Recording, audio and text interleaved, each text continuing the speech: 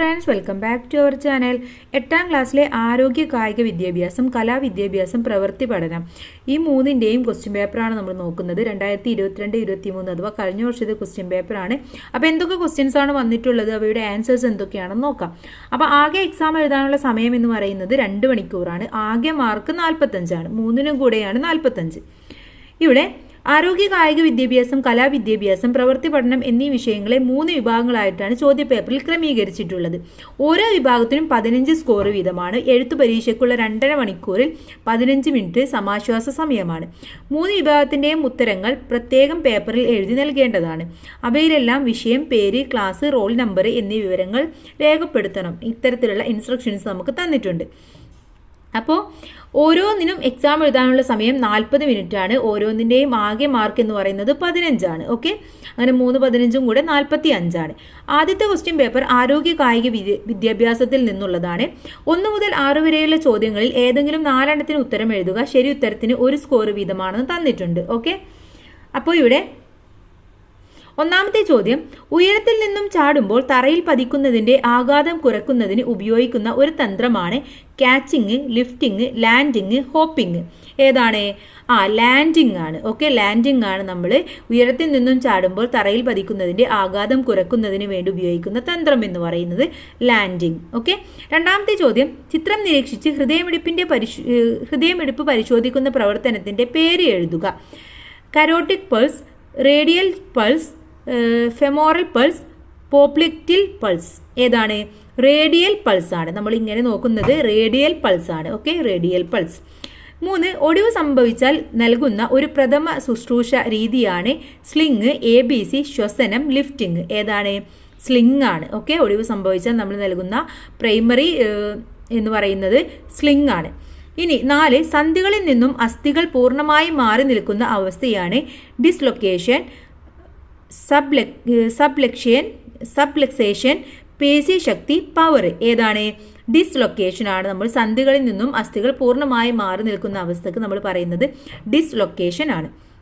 5, അപകടം മൂലം ബോധം നഷ്ടപ്പെട്ടയാൾക്ക് അടിയന്തരമായി നൽകുന്ന പ്രഥമ ശുശ്രൂഷയാണ് വിശ്രമം, ഐസ്, സ്ലിങ് കെട്ടുക, ABC. ഏതാണ്? അതിനെയാണ് നമ്മൾ ABC എന്ന് പറയുന്നത്. 6, ഡാഷ് എന്ന ശേഷി ഉള്ളതിനാലാണ് ട്രിപ്പിൾ ചേസ് കളിക്കിടയിൽ അനായാസം ഒഴിഞ്ഞു മാറുവാൻ സാധിക്കുന്നത്. പവർ, ചുറുചുറുക്ക്, ബാലൻസ്, പേശീശക്തി. എന്താണ്? ചുറുചുറുക്ക് ഉള്ളത് കൊണ്ടാണ്. ഓക്കെ, അപ്പോൾ നമ്മൾ ആദ്യത്തെ 6 ചോദ്യവും അവയുടെ ഉത്തരവും നോക്കി. ഇനി അടുത്തത് 7 മുതൽ 12 വരെയുള്ള ചോദ്യങ്ങളിൽ ഏതെങ്കിലും 4 എണ്ണത്തിന് ഉത്തരം എഴുതാൻ പറഞ്ഞിട്ടുണ്ട്. 7ാമത്തെ ചോദ്യം, അസ്ഥിഭംഗത്തിന്റെ ലക്ഷണങ്ങൾ എന്തെല്ലാം? എന്തൊക്കെയാണ്? അസ്ഥിഭംഗത്തിന്റെ ലക്ഷണം എന്ന് പറയുന്നത് ഒടിഞ്ഞ ഭാഗം ചലിപ്പിക്കാൻ ബുദ്ധിമുട്ട് അനുഭവപ്പെടുന്നത്, കഠിനമായ വേദന, ഒടിവ് ഉണ്ടായ സ്ഥലത്ത് നീർക്കെട്ട് കാണപ്പെടുന്നു, ഒടിവ് ഉണ്ടായ ഭാഗത്ത് നിറവ്യത്യാസം ഉണ്ടാകുന്നു. ഇതൊക്കെയാണ് പ്രധാനപ്പെട്ട ലക്ഷണം എന്ന് പറയുന്നത്. ഒന്നും കൂടെ പറയാം. ഒടിഞ്ഞ ഭാഗം ചലിപ്പിക്കാൻ ബുദ്ധിമുട്ട് അനുഭവപ്പെടുന്നത്, കഠിനമായ വേദന, ഒടിവ് ഉണ്ടായ ഭാഗത്ത് നീർക്കെട്ട് കാണപ്പെടുന്നത്, ഒടിവ് ഉണ്ടായ ഭാഗത്ത് നിറവ്യത്യാസം ഉണ്ടാകുന്നത്. ഇനി ഏതെങ്കിലും 4 യോഗാസനത്തിന്റെ പേരെഴുതുക. ഏതൊക്കെയാണ്? മകരാസനം, അതുപോലെ തന്നെ നൗകാസനം, അർദ്ധപവനം മുക്താസനം, അതുപോലെ പശ്ചിമോദ്ദനാസനം. ഓക്കെ, ഇതൊക്കെയാണ് പ്രധാനപ്പെട്ട ആസനങ്ങൾ എന്ന് പറയുന്നത്, യോഗാസനങ്ങൾ എന്ന് പറയുന്നത്. 9, പ്രഥമ ശുശ്രൂഷ എന്നാൽ എന്താണ് പ്രഥമ ശുശ്രൂഷ എന്ന് പറഞ്ഞാൽ? നമുക്കറിയാം, അപകടത്തിൽപ്പെട്ട് പരിക്കേൽക്കുകയോ ബോധരഹിതനാവുകയോ ചെയ്യുന്ന ആൾക്ക് ആദ്യം നൽകുന്ന സഹായമാണ് പ്രഥമ ശുശ്രൂഷ എന്ന് പറയുന്നത്. ഓക്കെ, അപ്പോൾ അപകടത്തിൽപ്പെട്ടതോ അല്ലെങ്കിൽ പരിക്കേറ്റ ആൾക്കോ അല്ലെങ്കിൽ രോഗമായ ആൾക്കോ ഏതൊരാൾക്കും നമ്മൾ ആദ്യം നൽകുന്നതിനെയാണ് നമ്മൾ പ്രഥമ ശുശ്രൂഷ എന്ന് പറയുന്നത്. ഇനി 10 എന്ന് പറയുന്നത് ക്യാച്ചിങ്ങിന്റെ വിവിധ ഘട്ടങ്ങൾ വിശദമാക്കാനാണ് പറഞ്ഞിട്ടുള്ളത്. എന്തൊക്കെയാണ് ക്യാച്ചിങ്ങിന്റെ പ്രധാനമായ ഘട്ടങ്ങൾ എന്ന് പറയുന്നത്? പന്തിന്റെ ദിശക്ക് അഭിമുഖമായിട്ട് നൽകുക, വരുന്ന പന്തിന്റെ വലിപ്പവും ആകൃതിയും മനസ്സിലാക്കുക, പന്തിന്റെ ഫ്ലൈറ്റ് മനസ്സിലാക്കുക, പന്ത് വിരലിൽ പതിക്കാത്ത വിധം വിരലുകൾ വിടർത്തി ഒരു കപ്പിന്റെ ആകൃതിയിൽ വെക്കുക, പന്ത് കയ്യിൽ തട്ടുമ്പോഴുള്ള ആഘാതം കുറയ്ക്കുന്നതിന് പന്ത് കയ്യിൽ സ്പർശിക്കുന്നതിനോടൊപ്പം കൈ പിറകിലേക്ക് വലിക്കുകയും ചെയ്യുക. ഇതൊക്കെയാണ് പ്രധാനപ്പെട്ട ഘട്ടങ്ങൾ എന്ന് പറയുന്നത്. പറയുന്നത്. ഇനി 11 സൂര്യാഘാതത്തിൽ നിന്നുള്ള സുരക്ഷാ മുൻകരുതലുകൾ എന്തെല്ലാമാണ്? എന്തൊക്കെയാണ്? ശക്തമായ ചൂടുള്ള വെയിൽ നേരിട്ട് കൊള്ളാതിരിക്കുക, ആവശ്യത്തിന് വെള്ളം കുടിക്കുക, തണലിൽ വിശ്രമിക്കുക, തുടർച്ചയായി കൂടുതൽ സമയം വെയിൽ കൊള്ളാതിരിക്കുക, തണുത്ത വെള്ളം ഉപയോഗിച്ച് ദേഹമാസകലം തുടയ്ക്കുക. ഇതൊക്കെയാണ് പ്രധാനപ്പെട്ട മുൻകരുതലുകൾ എന്ന് പറയുന്നത്. ഇനി 12 ലിഫ്റ്റിംഗ് ചെയ്യുമ്പോൾ ശ്രദ്ധിക്കേണ്ട കാര്യങ്ങൾ എന്തൊക്കെയാണ്? പാദങ്ങൾ തോളിന്റെ അകലത്തിൽ വെക്കുക, പാദങ്ങൾ പൂർണ്ണമായും തറയിൽ ഉറപ്പിച്ചു വെക്കുക, കാൽമുട്ടുകളും ഇടുപ്പും മടക്കി താഴോട്ടിരിക്കുക, നടുനിവർത്തി ഉള്ളിലേക്ക് ആർച്ച് രൂപത്തിലാക്കുക, ഭാരം ഉയർത്തുമ്പോൾ ശരീരത്തോട് ചേർത്ത് പിടിക്കുക. ഇതൊക്കെയാണ് പ്രധാനമായിട്ടും ലിഫ്റ്റിംഗ് ചെയ്യുമ്പോൾ നമ്മൾ ശ്രദ്ധിക്കേണ്ടത്. ഇനി റോളിംഗ് എന്നാൽ എന്ത്? റോളിംഗ് ചെയ്യുമ്പോൾ ശ്രദ്ധിക്കേണ്ട സുരക്ഷാ മുൻകരുതലുകൾ എന്തെല്ലാമാണ്? അപ്രതീക്ഷിതമായി ഉണ്ടാകുന്ന വീഴ്ചകളുടെ ആഘാതം കുറയ്ക്കാനും വീഴ്ചയുടെ ഫലമായി ഉണ്ടാകുന്ന ചതവ്, ഒടിവ്, മുറിവ് എന്നിവ ഒഴിവാക്കാനും അതിൻ്റെ തീവ്രത കുറയ്ക്കാനുമായി ഉരുളുന്നതിനെയാണ് നമ്മൾ റോളിംഗ് എന്ന് പറയുന്നത്. ഇനി ഇത് ചെയ്യുമ്പോൾ എന്തൊക്കെയാണ് നമ്മൾ ശ്രദ്ധിക്കേണ്ടത്? ആവശ്യത്തിന് വിസ്തൃതിയുള്ള സ്ഥലം തിരഞ്ഞെടുക്കുക, പരുപരുത്തതോ കുഴിയുള്ളതോ കല്ലു നിറഞ്ഞതോ ആയ പ്രതലം ഒഴിവാക്കുക, ഹാളിൽ മാറ്റിട്ടോ പുൽമൈതാനമോ മണൽ നിറഞ്ഞ സ്ഥലമോ പരിശീലനത്തിന് ഉപയോഗിക്കുക, റോൾ ചെയ്യുന്ന വിധം വ്യക്തമായി മനസ്സിലാക്കിയ ശേഷം മാത്രം പരിശീലിക്കുക, പരിശീലിക്കുന്നവർ തമ്മിൽ കൂട്ടിമുട്ടാത്ത രീതിയിൽ അകലം പാലിക്കണം. ഇത്രയും കാര്യങ്ങളൊക്കെ നമ്മൾ ശ്രദ്ധിക്കേണ്ടതാണ്. ഇനി സ്ഥിരമായ യോഗ പരിശീലനത്തിലൂടെ കൈവരിക്കുന്ന നേട്ടങ്ങൾ എന്തൊക്കെയാണ്? നമുക്ക് ശാരീരിക മാനസിക ക്ഷമത മെച്ചപ്പെടുത്താൻ കഴിയും, ശാരീരിക മാനസികവുമായ ഉന്മേഷം ലഭിക്കുന്നു, അസ്ഥികളുടെ അയവും വഴക്കവും വർദ്ധിക്കുന്നു, അതുപോലെ തന്നെ ഹൃദയ ശ്വസന ദഹന വ്യവസ്ഥകളുടെ പ്രവർത്തനം കാര്യക്ഷമമാക്കാനും നമുക്ക് കഴിയും. ഇതൊക്കെയാണ് നമ്മൾ സ്ഥിരമായി യോഗ പരിശീലനത്തിലൂടെ കിട്ടുന്ന നേട്ടങ്ങൾ എന്ന് പറയുന്നത്. കൂടെ പറയാം, ശാരീരിക മാനസിക ക്ഷമത മെച്ചപ്പെടുത്തുന്നു, ശാരീരികവും മാനസികവുമായ ഉന്മേഷം ലഭിക്കുന്നു, സന്ധികളുടെ അയവും വഴക്കവും വർദ്ധിപ്പിക്കുന്നു, ഹൃദയ ശ്വസന ദഹന വ്യവസ്ഥകളുടെ പ്രവർത്തനം കാര്യക്ഷമമാക്കുകയും ചെയ്യുന്നു. ഓക്കെ, ഇനി അടുത്തത് കലാവിദ്യാഭ്യാസമാണ്. ഇതിലും 40 മിനിറ്റാണ് ആകെ മാർക്ക് എന്ന് പറയുന്നത് 15 തന്നെയാണ്. 1 മുതൽ 6 വരെയുള്ള ചോദ്യങ്ങളിൽ ഏതെങ്കിലും 4 എണ്ണത്തിനാണ് ഉത്തരം എഴുതാൻ പറഞ്ഞിട്ടുള്ളത്. ശരി ഉത്തരത്തിന് 1 സ്കോർ വീതമാണ്. ഓക്കെ, അപ്പോൾ ഇവിടെ ഒന്നാമത്തെ ചോദ്യം എന്ന് പറയുന്നത് എന്താണെന്ന് നോക്കാം. മനുഷ്യരൂപങ്ങളെ നിരീക്ഷിച്ച് വരക്കുന്ന ചിത്രത്തിന് പൊതുവിൽ പറയുന്ന പേരെന്താണ്? ഛായാചിത്രം, ചുമർ ചിത്രം, ധൂളി ചിത്രം, ഡംബര ചിത്രം. എന്താണ്? ഛായാചിത്രമാണ്. ഓക്കെ. 2 സോപാന സംഗീതത്തിൽ ഉപയോഗിക്കുന്ന വാദ്യം താഴെ കൊടുത്തിരിക്കുന്ന ചിത്രം നോക്കി തിരിച്ചറിയുക. ഇവിടെ ഒരു ചിത്രം കൊടുത്തിട്ടുണ്ട്. ഇതിന്റെ പേര് മൃദംഗ, തബല, ഇടക്ക, തകില്. ഇതിൽ ഏതാണിത്? ഇത് ഇടക്കയാണ്. ഓക്കെ, ഇടക്കയാണ്. ഏതൊക്കെ കലാരൂപങ്ങളുടെ ചിത്രങ്ങളാണ് താഴെ കൊടുത്തിരിക്കുന്നത്? വടിപ്പാവ, കയ്യുറപ്പാവ, നിഴൽപ്പാവ, നൂൽപ്പാവ, വിരൽപ്പാവ, തുകൽപ്പാവ, മരപ്പാവ, കളിമൺ പാവ. ഏതാണ്? ഇത് വടിപ്പാവ, കയ്യുറപ്പാവയാണ്. ഒന്നാമത്തേത് വടിപ്പാറയും രണ്ടാമത്തേത് കയ്യുറപ്പാവയുമാണ്. ഇനി ഇതിലെ 4ാമത്തെ ചോദ്യം, തിത്തിത്താര തിത്തിത്തേയ് തിത്തേയ് തകതൈതോ കുട്ടനാടൻ പുഞ്ചയിലെ കൊച്ചുപെണ്ണെ കുയിലാളെ കൊട്ടു വേണം, കുഴൽ വേണം, കുരവ വേണം. ഈ ഗാനം ഏത് സംഗീത ശാഖയിൽ ഉൾപ്പെടുന്നു? മാപ്പിളപ്പാട്ട്, ഓണപ്പാട്ട്, വഞ്ചിപ്പാട്ട്, വില്ലടിച്ചാൻ പാട്ട്. ഇതേതാണ്? ഇത് വഞ്ചിപ്പാട്ടാണ്. ഓക്കെ, ഇത് വഞ്ചിപ്പാട്ടാണ്. 5ാമത്തെ ചോദ്യം, നിഴൽപ്പാവ കൂത്തുരംഗത്ത് അവതരിപ്പിക്കുമ്പോൾ വെളിച്ചം ക്രമീകരിക്കേണ്ടത് പാവകളുടെ ഏതു വശത്തായാണ്? മുൻവശത്ത്, പിൻവശത്ത്, ഇടതുവശത്ത്, വലതുവശത്ത്. ഏത് ഭാഗത്താണ്? പിൻവശത്താണ് നമ്മൾ വെളിച്ചം ക്രമീകരിക്കേണ്ടത്. 6 കുട്ടിക്കാലത്ത് തന്നെ 25,000-ഓളം ചിത്രങ്ങൾ വരച്ച് വളരെ ചെറിയ പ്രായത്തിൽ തന്നെ മരണമടഞ്ഞ വിഖ്യാത കലാകാരൻ ആര്? Edmund Thomas Clint, Rajan M Krishnan, CN Karunakaran, MV Devan. ആരാണ്? എഡ്മണ്ട് തോമസ് ക്ലിറ്റ് ആണ്. ഓക്കെ, എഡ്മണ്ട് തോമസ് ക്ലിറ്റ്. ഇനി 7 മുതൽ 11 വരെയുള്ള ചോദ്യങ്ങളിൽ ഏതെങ്കിലും 2 എണ്ണത്തിന് ഉത്തരം എഴുതുക. ഓരോന്നിനും 3 സ്കോർ വീതമാണ്. 7ാമത്തെ ചോദ്യം, ചിത്രത്തിൽ കൊടുത്തിരിക്കുന്ന വാദ്യോപകരണങ്ങളെ തിരിച്ചറിയുക. ഇതിലേതാണ്? ഒന്നാമത്തേത് വീണയാണ്, 2 നാദസ്വരം, 3 ചെണ്ട. ഓക്കെ, 1 വീണ, 2 നാദസ്വരം, 3 ചെണ്ട. ഇനി ഒരു നൃത്തം മനോഹരമാകണമെങ്കിൽ എന്തെല്ലാം ഘടകങ്ങൾ ശ്രദ്ധിക്കണം? എന്തൊക്കെയാണ്?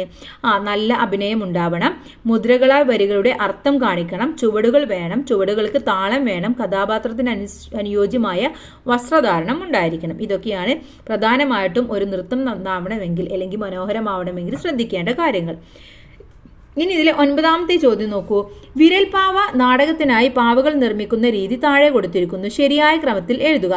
പേപ്പർ കുഴലിൽ ഒട്ടിക്കുന്നു, പേപ്പർ കുഴൽ നിർമ്മിക്കുന്നു, കഥാപാത്രങ്ങളുടെ തലകൾ വരച്ച് വെട്ടിയെടുക്കുന്നു, കഥാപാത്രങ്ങളെ നിശ്ചയിക്കുന്നു.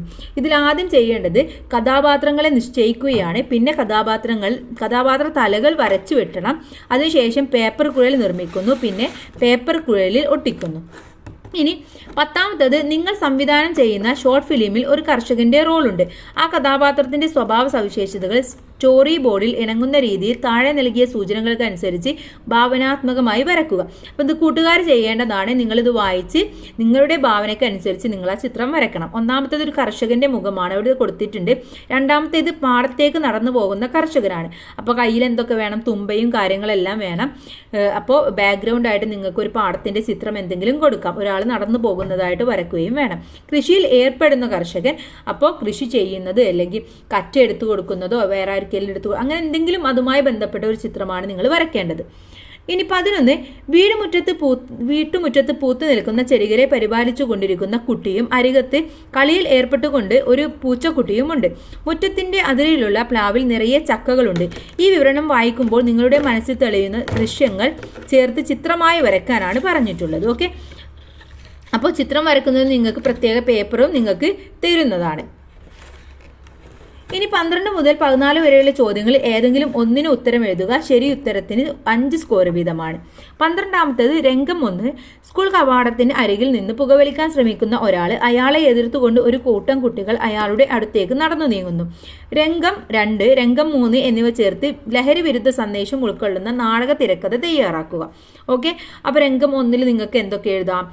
ജസ്റ്റ് ഒന്ന് പറഞ്ഞു തരാം. നിങ്ങളുടെ അടിയേക്കാണ് നിങ്ങൾ എഴുതേണ്ടത്. സ്കൂൾ കവാടത്തിന് മുന്നിൽ നിന്ന് പുകവലിക്കാൻ ശ്രമിക്കുന്ന ഒരാൾ, അയാളെ എതിർത്തുകൊണ്ട് ഒരു കൂട്ടം കുട്ടികൾ അയാളുടെ അടുത്തേക്ക് നടന്നു നീങ്ങുന്നതായിട്ട് പറയാം. ഒരു കുട്ടി എന്തെങ്കിലും പറയുന്ന ഡയലോഗുകളും നിങ്ങൾക്ക് ഉൾപ്പെടുത്തിക്കൊണ്ട് എഴുതാവുന്നതാണ്. രംഗം 2 വേണമെങ്കിൽ ഹെഡ് മാസ്റ്ററുടെ മുറി, ഇവിടെയും കൊണ്ട് ഹെഡ് മാസ്റ്ററുടെ മുറിയിലേക്ക് പോകുന്നതായിട്ടും നിങ്ങൾക്ക് എഴുതാം. ഓക്കെ, അത് നിങ്ങളുടെ ചോയ്സാണ്. ഇനി 13, വഴിതെറ്റി കാട്ടിലകപ്പെട്ട കുട്ടി ഇടവഴിയിലൂടെ നടന്ന് പുഴവക്കിലെത്തി. മറുകരയിൽ വെള്ളം കുടിച്ചുകൊണ്ടിരിക്കുന്ന മാങ്കൂട്ടം, അസ്തമന സൂര്യന്റെ പശ്ചാത്തലത്തിൽ നിറയെ പൂക്കളുള്ള മരങ്ങൾ. ഈ ദൃശ്യങ്ങൾ ഭാവനാത്മകമായി വരച്ച് അനുയോജ്യമായ നിറങ്ങൾ കൊടുത്ത് പൂർത്തിയാക്കുക. വരയ്ക്കാൻ പ്രത്യേക പേപ്പർ നൽകും. അപ്പോൾ ഇതും വരയാണ് ഇവിടെ ഉദ്ദേശിക്കുന്നത്. അപ്പോൾ കൂട്ടുകാർ നിങ്ങളുടേതായ രീതിയിൽ ഈ ഒരു സംഭവങ്ങളെല്ലാം ഉൾക്കൊണ്ടുകൊണ്ട് ഒരു ചിത്രം വരയ്ക്കാൻ ശ്രമിക്കാം. ഇനി 14, താഴെ തന്നിരിക്കുന്ന സംഗീത രൂപങ്ങളിൽ ഏതെങ്കിലും ഒന്നിനെ കുറിച്ച് വിശദീകരിക്കാനാണ് പറഞ്ഞിട്ടുള്ളത്. അപ്പോൾ ഇവിടെ വില്ലടിച്ചാൻ പാട്ട്, വഞ്ചിപ്പാട്ട്, നാടൻ പാട്ട്. ഓക്കെ, അപ്പം ഞാനിവിടെ വഞ്ചിപ്പാട്ടിനെ കുറിച്ച് പറഞ്ഞു തരാം. രാമൂർത്തി വാര്യരാണ് വഞ്ചിപ്പാട്ട് എന്ന കാവ്യരൂപം സൃഷ്ടിച്ചത്. അദ്ദേഹത്തിന്റെ കുചേലവൃത്തം വഞ്ചിപ്പാട്ട് പ്രസിദ്ധമായ ഒരു കാവ്യ സമാഹാരമാണ്. തുഴക്കാരുടെ താളത്തിനനുസരിച്ച് വഞ്ചിയിലിരുന്ന് പാടുന്നത് കൊണ്ടാണ് ഇതിന് വഞ്ചിപ്പാട്ട് എന്ന പേര് വന്നത്. തുഴക്കാരുടെ ആംഗിക ചലനമാണ് ഇതിൽ താളമായി ഉപയോഗിക്കുന്നത്. അപ്പം നിങ്ങൾക്ക് ഇത്തരത്തിലുള്ള ക്വസ്റ്റ്യൻ വന്നു കഴിഞ്ഞാൽ ഇതിലെ ഏതെങ്കിലും ഒന്നിനെ കുറിച്ച് നിങ്ങൾക്ക് ഒരു പാരഗ്രാഫ് എഴുതാൻ കഴിയണം. ഓക്കെ, അതാണ് ഇതിലെ ചോദ്യം എന്ന് പറയുന്നത്. ഇനി നമുക്ക് നോക്കാനുള്ളത് എന്താണ്? ഇതിലെ പ്രവൃത്തി പഠനമാണ് അല്ലെ. പ്രവൃത്തി പഠനമാണ് ഇനി നമുക്ക് നോക്കാനുള്ളത്. അപ്പോൾ ഇതിലും 1 മുതൽ 4 വരെയുള്ള ചോദ്യങ്ങളിൽ ഏതെങ്കിലും 3 എണ്ണത്തിനാണ് നമ്മളെടുത്ത് ഉത്തരം എഴുതാൻ പറഞ്ഞിട്ടുള്ളത്. ഓക്കെ, താഴെ പറയുന്നവരിൽ അക്ഷരങ്ങളും അക്കങ്ങളും ഉൾപ്പെടുത്തുന്നതിന് ഉപയോഗിക്കുന്ന അലങ്കാര തയ്യൽ ഏതെന്നാണ് ചോദിച്ചിട്ടുള്ളത്. Bullion stitch, lazy Daisy, cross stitch, long and short. ഏതാണ്? ക്രോസ് സ്റ്റിച്ച് ആണ്. ഓക്കെ, ഇനി 2, ചന്ദനത്തിരി നിർമ്മാണത്തിൽ പെർഫ്യൂം നേർപ്പിക്കുന്നതിന് ഉപയോഗിക്കുന്ന അസംസ്കൃത വസ്തു. ജലം, DEEP ഓയിൽ, ചന്ദന തൈലം, പുൽത്തൈലം. ഏതാണ്? DEEP ഓയിലാണ്. 3, സ്ട്രോ ബോർഡ് ഉപയോഗിച്ച് നിർമ്മിക്കുന്ന ഓഫീസ് ഫയലിന്റെ അളവ് 50 × 30 centimetre, 35 centimetre × 20 centimetre, 40 centimetre × 40 centimetre, 23 × 32 centimetre. ഏതാണ്? 23 × 32 സെന്റിമീറ്റർ ആണ് കറക്റ്റ് ആൻസർ. ഇനി വിവിധതരം പേപ്പറുകൾ ഉപയോഗിച്ച് മുറിക്കുകയോ ഒട്ടിക്കുകയോ ചെയ്യാതെ മടക്കുകളിലൂടെ രൂപങ്ങൾ നിർമ്മിക്കുന്ന രീതിയാണ് ഒറിഗാമി, എംബോയ്സിംഗ്, ടാൻഗ്രാം, കിറിഗമി. ഏതാണ്? ഒറിഗാമിയാണ്. അതന്നെ, ഒറിഗാമിയാണ് അതിന് പറയുന്ന പേര്. ഇനി 5 മുതൽ 9 വരെയുള്ള ചോദ്യങ്ങളിൽ 4 എണ്ണത്തിന് ഉത്തരം എഴുതുക. ഓരോന്നിനും 2 സ്കോർ വീതമാണ്. 5ാമത്തെ ചോദ്യം ചേരുംപടി ചേർക്കുകയാണ്. പൂമ്പൊടി എന്തുമായി ബന്ധപ്പെട്ടതാണ്? ഫ്രഞ്ച് നോട്ടാണ്. വൈദ്യുതി ടെസ്റ്ററുമായി ബന്ധപ്പെട്ടതാണ്. ലെതർ ബാഗ് ആണ്. പ്ലാസ്റ്റിക് കുപ്പി പപ്പറ്റാണ്. ഓക്കെ, അപ്പോൾ ഇത്രയുമാണ് അവിടെ ചേരുംപടിയായിട്ട് എഴുതേണ്ടത്. പദസൂര്യൻ പൂർത്തിയാക്കുക. മുള ഉൽപ്പന്നങ്ങൾ ഫ്ലവേഴ്സ് എന്ന് കൊടുത്തിട്ടുണ്ട്. പിന്നെ നമുക്ക് എന്തൊക്കെ എഴുതാം? കൊട്ട, വടി, മുറം, ഫ്ലവർ പോട്ട്. ഓക്കെ, ഇതൊക്കെ മുള കൊണ്ട് ഉപയോഗിച്ച് നമുക്ക് നിർമ്മിക്കാൻ കഴിയുന്നതാണ്. ഇലക്ട്രിക്കൽ വയറിൽ എർത്തിന്റെ ആവശ്യകത എന്താണ്? എന്തുകൊണ്ടാണ് എർത്ത് നമ്മൾ ഉപയോഗിക്കുന്നത്? പെട്ടെന്ന് ഉയരുന്ന വോൾട്ടേജിൽ നിന്നും മിന്നൽ ഡിസ്ചാർജിൽ നിന്നും ഉപകരണങ്ങൾ, വ്യക്തികൾ തുടങ്ങിയവ എന്നിവയ്ക്ക് എർത്തിങ് സംരക്ഷണം നൽകുന്നു. അതിനാണ് നമ്മളവിടെ എർത്തിങ് വയർ ഉപയോഗിക്കുന്നത്. ചിത്രത്തിൽ കാണുന്ന പ്രവർത്തനങ്ങളുടെ പേര് എഴുതാൻ പറഞ്ഞിട്ടുണ്ട്. എ എന്ന് പറയുന്നത് എന്താണ്? ബോട്ടിൽ ആർട്ടാണ്. ബി എന്ന് പറയുന്നത് മെറ്റൽ എൻഗ്രാവിംഗ് ആണ്. സി എന്ന് പറയുന്നത് ഫാബ്രിക് പെയിന്റ് ആണ്. ഡി എന്ന് പറയുന്നത് തേങ്ങയുടെ ചിരട്ട ഉൽപ്പന്നമാണ്. ഓക്കെ, എ എന്ന് പറയുന്നത് bottle art, B metal engraving, C fabric painting, D തേങ്ങയുടെ ചിരട്ട ഉൽപ്പന്നം. ഇനി 10 മുതൽ 11 വരെയുള്ള ചോദ്യങ്ങൾ ഏതെങ്കിലും ഒന്നിന് ഉത്തരം എഴുതാനാണ് പറഞ്ഞിട്ടുള്ളത്. എന്താണ്? ഓഫീസ് ഫയൽ നിർമ്മാണത്തിന് ആവശ്യമായ സാധന സാമഗ്രികൾ ഏതെല്ലാം നിർമ്മാണ രീതി വിവരിക്കാനാണ് പറഞ്ഞിട്ടുള്ളത്. ഓക്കെ, അപ്പോൾ ഇത് നിങ്ങൾ എന്തൊക്കെ ഉപയോഗിച്ചിട്ടാണ് നമ്മൾ ഓഫീസ് ഫയൽ ഉണ്ടാക്കുക? കാർഡ് ബോർഡ്, അതുപോലെ calico, brown paper, lace, fancy paper, പശ, ബ്ലേഡ് തുടങ്ങിയവ. നിർമ്മാണ രീതി നിങ്ങളുടെ ടെക്സ്റ്റ് ബുക്കിലുണ്ട്, അത് നോക്കി നിങ്ങൾ പഠിച്ചാൽ മതി. ഇനി ലഹരി വിമുക്ത നവകേരളം എന്ന വിഷയവുമായി ബന്ധപ്പെട്ട് 15 സെന്റിമീറ്റർ നീളത്തിലും 12 സെന്റിമീറ്റർ വീതിയിലും 5ൽ കുറയാത്ത നിറങ്ങൾ ഉപയോഗിച്ച് ആശയവ്യക്തതയോടുകൂടി പോസ്റ്റർ തയ്യാറാക്കാൻ പറഞ്ഞിട്ടുണ്ട്. അപ്പോൾ ഇവിടെ ആ ഒരു പോസ്റ്റർ നിങ്ങൾ ഉണ്ടാക്കിയിട്ട് കൊടുക്കണം. അപ്പോൾ ഇത്രയുമാണ് ഈ ക്വസ്റ്റ്യൻ പേപ്പർ എന്ന് പറയുന്നത്. അപ്പോൾ നമ്മൾ എല്ലാ ഇതിലെ 3 സബ്ജക്റ്റും നമ്മൾ ഓരോ ക്വസ്റ്റ്യൻസ് ആയിട്ട് നമ്മൾ വിശകലനം ചെയ്തു. എല്ലാ ആൻസേഴ്സും നമ്മൾ പറയുകയും ചെയ്തു. അപ്പോൾ എല്ലാ കൂട്ടുകാരും നന്നായിട്ട് പഠിച്ച് എക്സാം എഴുതുക. പാഠപുസ്തകം നന്നായിട്ട് വായിച്ച് മനസ്സിലാക്കിയാൽ മാത്രമേ നിങ്ങൾക്ക് നല്ല രീതിയിൽ മാർക്ക് സ്കോർ ചെയ്യാൻ കഴിയുള്ളൂ. അപ്പോൾ all the best. Thank you.